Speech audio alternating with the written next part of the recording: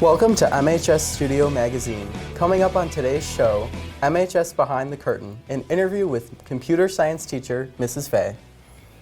We'll show you what's going on today at Marist after most student and faculty go home for the day. In the MHS Sports Corner, 2 Marist tennis stars get ready to take on the state championship.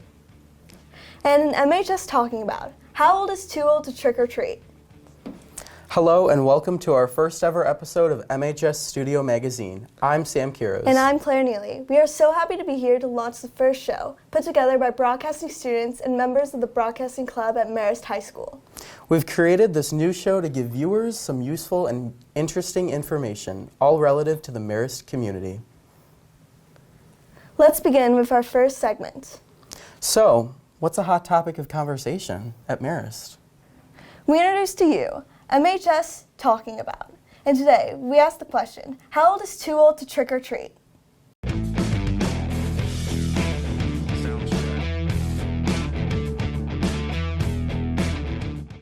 I think the best age to stop trick-or-treating is when you're 14 because you're in high school, and I think that's pretty embarrassing. In my opinion, I would say maybe 8th grade because you're about to get to that transition to going to high school. You're never too old to have fun. I say 7th or 8th grade because I think just after high school you should stop. I say 16 years old. I think when you're not having fun anymore, that's when you stop. I would say possibly 18 because then you're technically an adult. Our next segment is called MHS Behind the Curtain, where we dig deeper and get to know members of the Marist community. Today we interview Mrs. Fay, who you may or may not know teaches computer science and runs the eSports Club.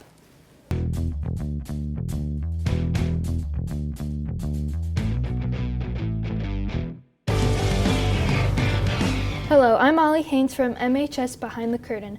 Today I'm here with Miss Fay, the eSports Club director. Miss Fay, what exactly do you do in the eSports Club?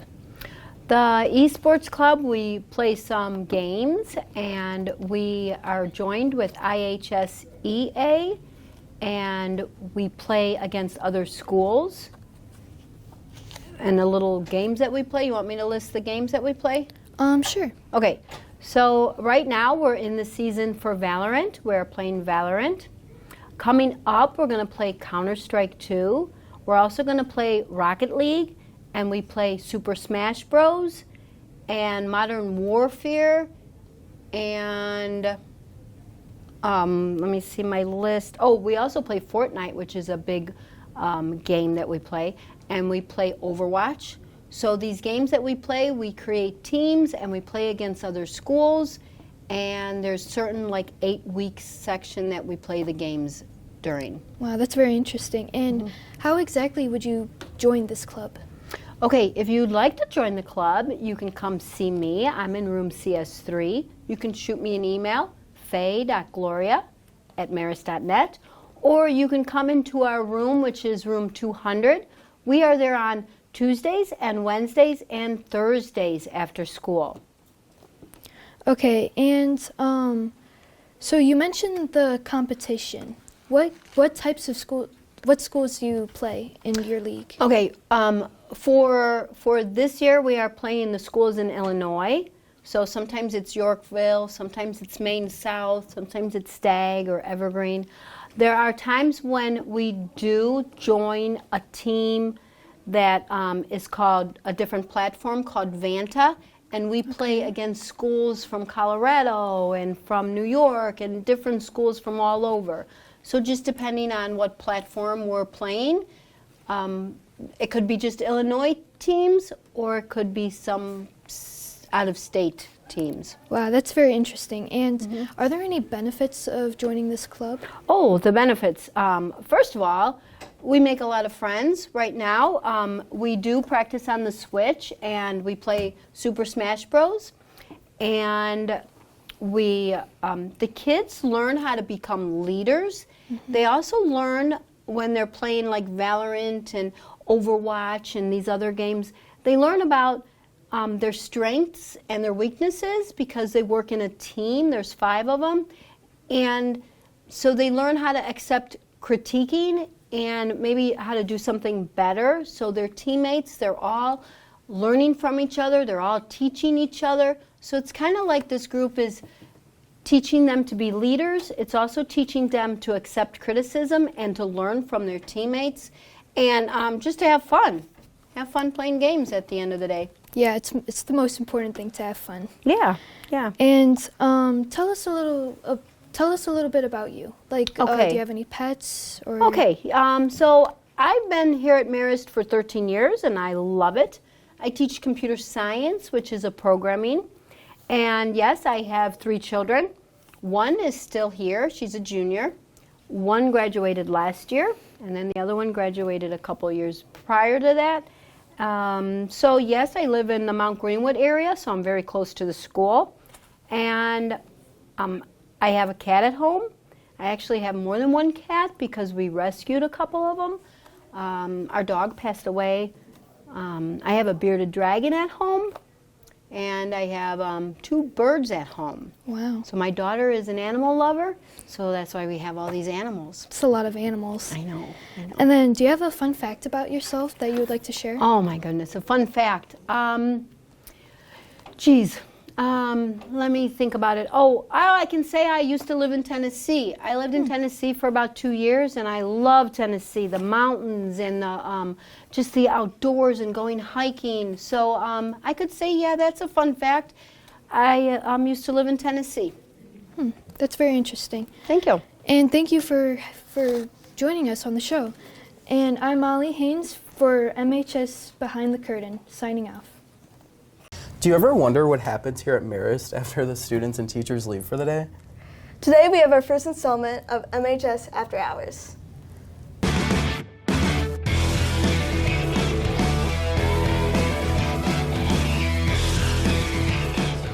Hi Red Hawks, I'm Leo Hughes, and this is a tour of our forensics classroom.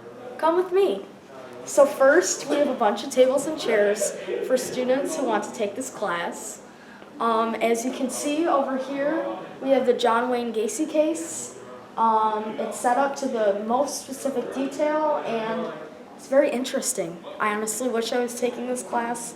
Hi Red Hawks, I'm here with Mrs. Jacoby. And Ms. Jacoby, what do you teach?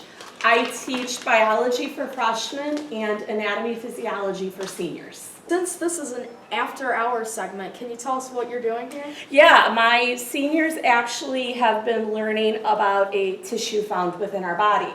So we've done an activity for the past 2 days, and now I'm just deconstructing it. We're all done with the activity, and I'm breaking it down so that I can reuse certain parts again. Right now, we're in the chapel. Let's go. This chapel has been around for many years, and Mass is held here before schools on Fridays for any students who want to come. Also, if you're taking a religion class here at Marist, you may come in here maybe like a few times a month for a little prayer service with your Catholic Christianity teacher. I'm Mr. Carr. We're in room 123, and Mr. Carr, what are you doing after hours? I am currently grading essays, What kind? senior essays right now. And what were they about? That was some of their college essays and some of their other work too as well. Thank you. You're welcome. Hi, I'm Emma Riley. Riley, can you tell us why you have a dog today? Because he's going to be in our show, The Miracle Worker. I'm here with Carly. Carly, what can you tell us about the play so far? The play is really fun. We're just doing some scenes so far. We've been running through all the acts, and it's a great experience. So if you like theater, I think you should definitely join it. It really groups everybody together, so it's a good thing. It's fun. What's your part in the Miracle Worker? I play Martha. She's a friend of Helen Keller, the main character. And what are some tips you use to perform on stage? Just, whether it's nerves, just go out and have fun. Just be yourself. You know, everybody's here to support you, and you got nothing to be afraid of, so just go out there and have fun. Thank you, Carly. Our Marist sports analysts have a lot to unpack today. From the end of the football season to Elsie Cook and Helena Klooster in the Tennis State Championship, let's head over to the MHS Sports Corner.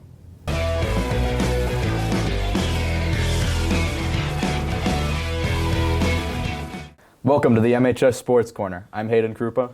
I'm Philip Bartolini. First thing on topic is girls tennis is going to state this weekend. Really exciting for Marist and everything. They've been pretty good at girls tennis ever since the 90s, so really exciting this weekend. Yeah, history of dominance for Marist tennis. 20 state titles since 1995, and this weekend we send two of our girls over to Buffalo Grove High School, Elsie Cook and Helena Pluster, to try and bring home another. So good luck to our girls out there. Yeah. This weekend, on Friday, last Marist varsity football game of the season, they play Notre Dame Academy at Notre Dame Academy. So obviously they're 3-5. You know, it's been up and down season. Hopefully a win to end off the season to get to 4-5. They lose to 3-6. That's their final record. Obviously eliminated from playoff contention. So, you know, hopefully a positive going into next season. Good luck to all the varsity players out there. Their last game at Marist. So hopefully a win. Yeah, and it's been one hell of a season for all of our boys. You know, sending multiple commits off to college to continue their football career. So best of luck to everybody out there. Hopefully we can get a win and end it with a good 3-game win streak. Yep. Professional football, the Bears, they lost last week again. Unfortunately, a rough start to the season for the Bears. Obviously the loss, but then losing Justin Fields too, starting quarterback. Now they're going to have Tyson Bagent as quarterback this week. So, you know, rough season so far. Oh yeah, and you gotta be sad about the Justin Fields injury. I mean, dislocated thumb. Luckily, X-rays came back negative, but they're looking at 1 to 4 weeks without him out. And you got to think if this is anything more 2-3 weeks, he's playing to get traded at that point. I mean, it might just be Caleb Williams' season in Chicago. You know, the Bears right now, they have both the number 1 and number 2 pick in the upcoming draft. And I never want to sit here and root against the Bears, but a certain part of me wants to say hopefully it stays that way. Just looking for the future. And honestly, I don't think there's a better situation that a rookie quarterback in Caleb Williams can be walking into than into Chicago. Yeah, obviously, if they do hold the first 2 draft picks, remember they have Carolina's draft pick from trading their number 1 overall pick last year's draft to Carolina in exchange for DJ Moore and a few other picks.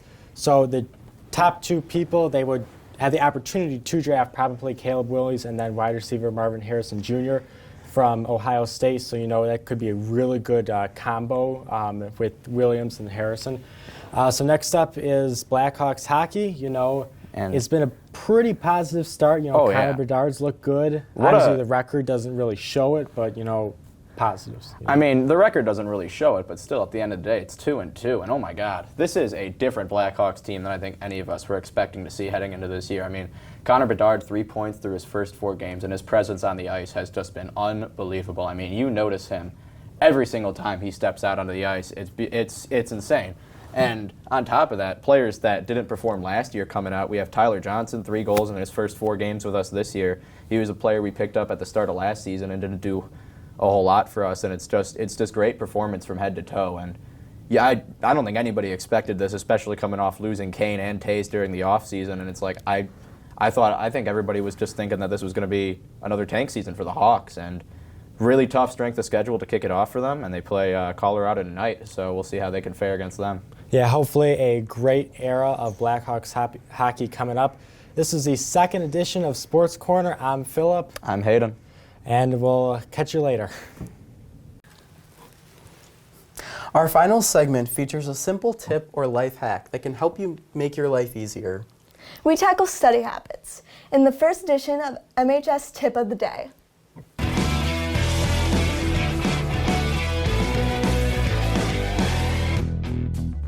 Soundstripe. Hi, I'm Ollie Haynes with today's tip of the day. Today's tip of the day is about studying. What I like to do when I study is I like to get all of my homework done the next day out of the way. This helps me prioritize my homework schedule, because who knows, the test that you're studying for could be a couple days or a whole week ahead. You don't need to study for that right now. It's not your biggest priority. And I'm Ollie Haynes with today's tip of the day.